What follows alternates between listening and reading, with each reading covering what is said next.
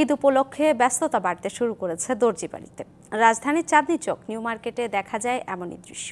ঈদের প্রস্তুতির রেশ সবকিছুর আগে শুরু হয় নারীদের সমাগমে দর্জি বাড়িতে। আসছে ঈদ উল ফিতর, মুসলমানদের ধর্মীয় বড় এই উৎসবকে ঘিরে তাই নান্দনিক বুননের পোশাকে নিজেকে ভিন্নভাবে উপস্থাপনের আপ্রাণ চেষ্টা করেন নারীরা। তাই তো রমজানের শুরু থেকেই কাপড় সেলাইয়ের দোকানগুলোতে দেখা যায় নারীদের উপচে পড়া ভিড়।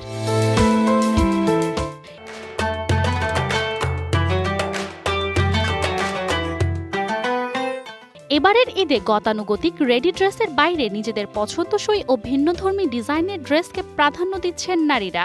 রেডিমেড কাপড় দেখবেন যে এদিক দিয়ে ফেটে গেছে, ওই দিক দিয়ে ছিঁড়ে গেছে, কাপড়ের সেলাই খুলে গেছে। এখন আমার নিজের চয়েস অনুযায়ী বানাতে হলে তো রেডিমেড নেওয়া যায় না, এখানে এসে কিনে পছন্দ করে ডিজাইন দিয়ে তারপর বানাতে হয়। বানানো ড্রেসটা যেটা সত্য কথা, এটা এদের কাজটা ভালো হয়, সেলাইটা ভালো হয়। ঈদ উপলক্ষে সবাই একটু ইউনিকই থাকতে চায়, কাপড় স্পেশাল ভাবে কিনে স্পেশাল ভাবেই বানাতে পছন্দ করে। তবে দিনে দিনে রেডিমেড ড্রেসের চাহিদা বাড়ায় কমতে শুরু করেছে ট্রেইলারিং এর চাহিদা। বাইরের ক্লায়েন্টগুলো আসে তো, ওনাদের আমাদের কাছে মাপ আছে বা আমাদের সাথে পরিচয় আছে আজ থেকে 15-20 বছর আগে, ওই ক্লায়েন্টগুলোই আসে, তখন আমাদের কাজকাম আলহামদুলিল্লাহ একটু ভালো থাকে।